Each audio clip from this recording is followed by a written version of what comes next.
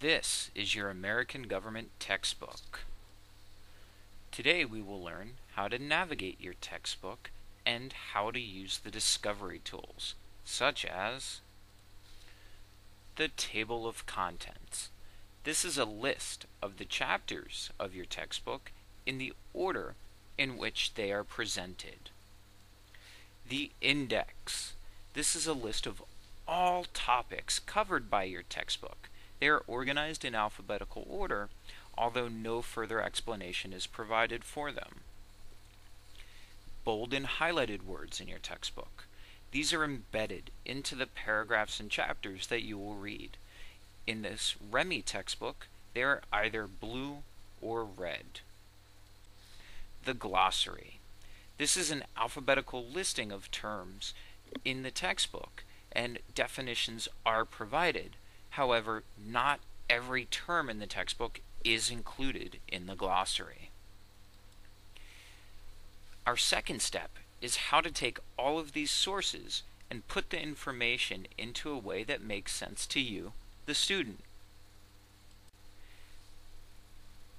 In this way, this information can be a tool for organization, such as putting concepts and ideas in an order that is understandable to you, and to put to use as review for tests, such as asking and answering questions to evaluate how much you've learned.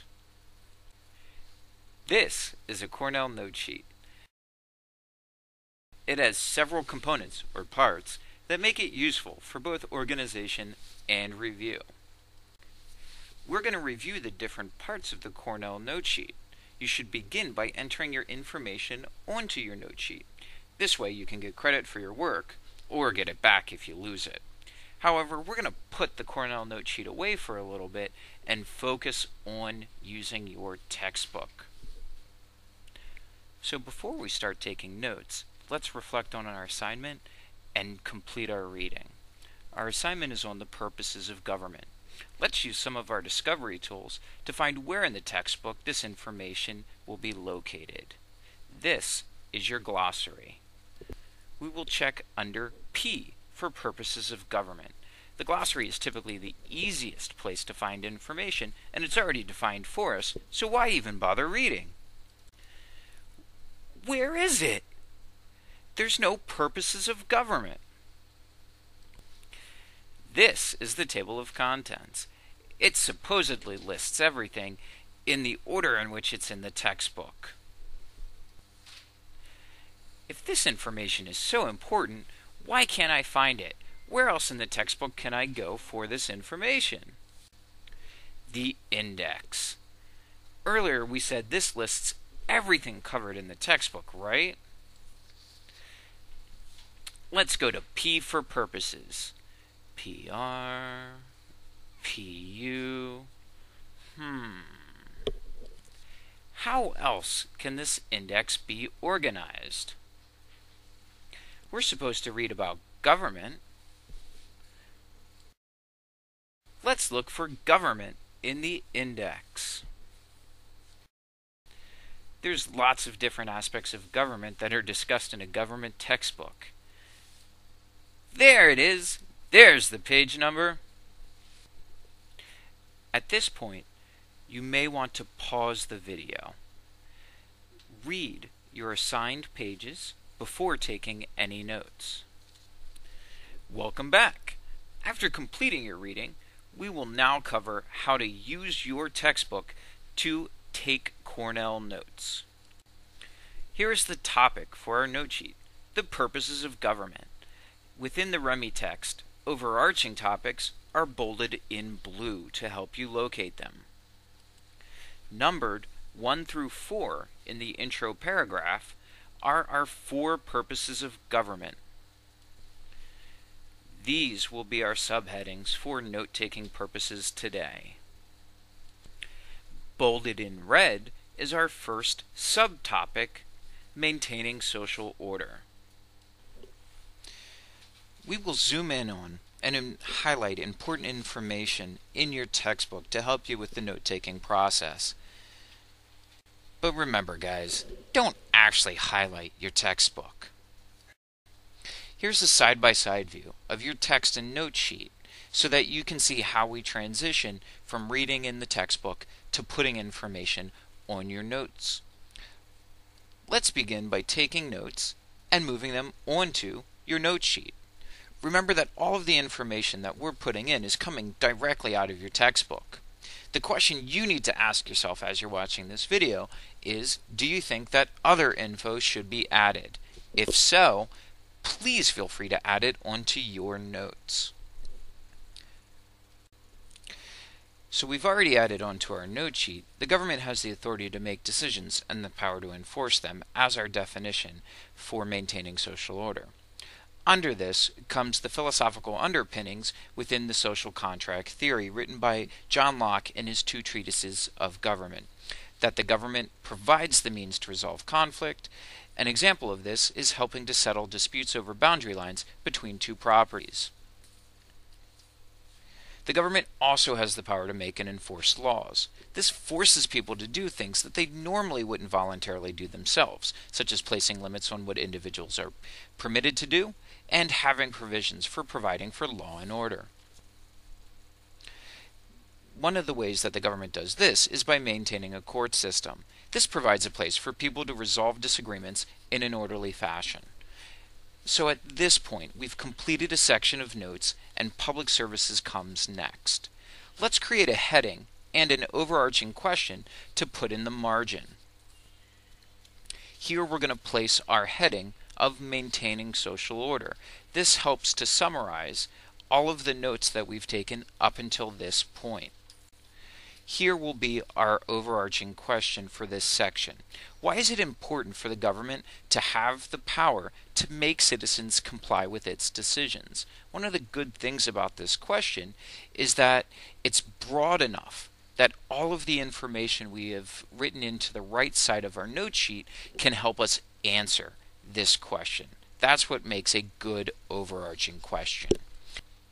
Let's keep going until we get to the bottom of the notes section. We'll add in our definition of providing public services, promoting general welfare, which is doing things that people cannot or will not do for themselves over the course of a normal day, like providing sewer systems, maintaining public health and safety. A good example of this is meat and food inspections or driving tests for new drivers. We've reached the bottom of the page and we've run out of room.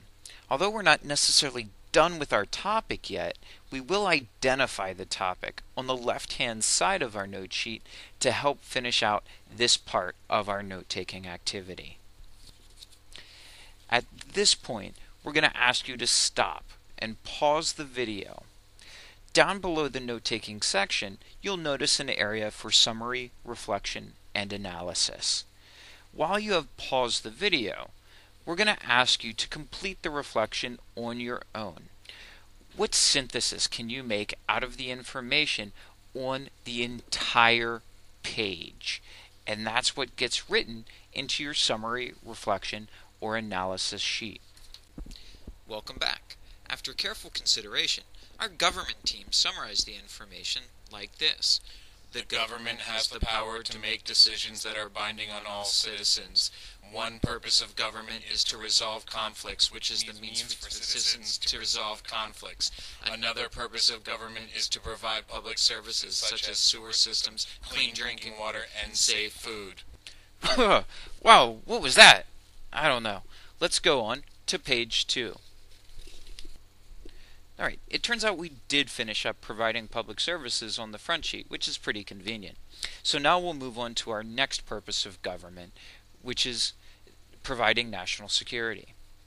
Providing national security provides protection from external or internal threats from outside sources. Terrorism can be both foreign and domestic. It also helps to maintain international relationships, otherwise known as foreign policy, with other nations. A good example of this is the national government monopoly on foreign relations. This includes the power of treaty making and trade agreements with other countries. Remember that states cannot make treaties or trade agreements with outside countries. After we've finished up the note-taking for this section, we'll provide a topic heading on the left-hand side, which is Providing National Security. Next, we'll move on to our final purpose of government, economic decision-making. This is defined as the government providing economic opportunities for its citizens and can be shown in providing foreign aid to other countries, creating a national currency, making subsidy payments to farmers, or building a veterans hospital. The government can also stimulate economic growth and stability. It does this by controlling inflation, encouraging trade, regulating the development of natural resources, and taxing to pay for government services. After completing this section of notes, we'll provide yet another topic heading on the left-hand side, this time making economic decisions to show the notes that we have just taken. For this overarching question, we're going to create one that ties these two purposes of government together. The one that we've created is, how does economic decisions made by the government influence national security? Again, the idea behind an overarching question is that it ties together information from the entire section of notes. As we look at our Providing National Security section, we see that maintaining international relationships, or foreign policy, is one of the big ideas under Providing National Security. And as we look under the Making Economic Decisions section of the notes, we can see that foreign aid, encouraging trade, both help to make economic decisions. So tying all of these together, we can see that economic decision making does help influence national security. At this point, you've completed the note-taking for the entire assignment.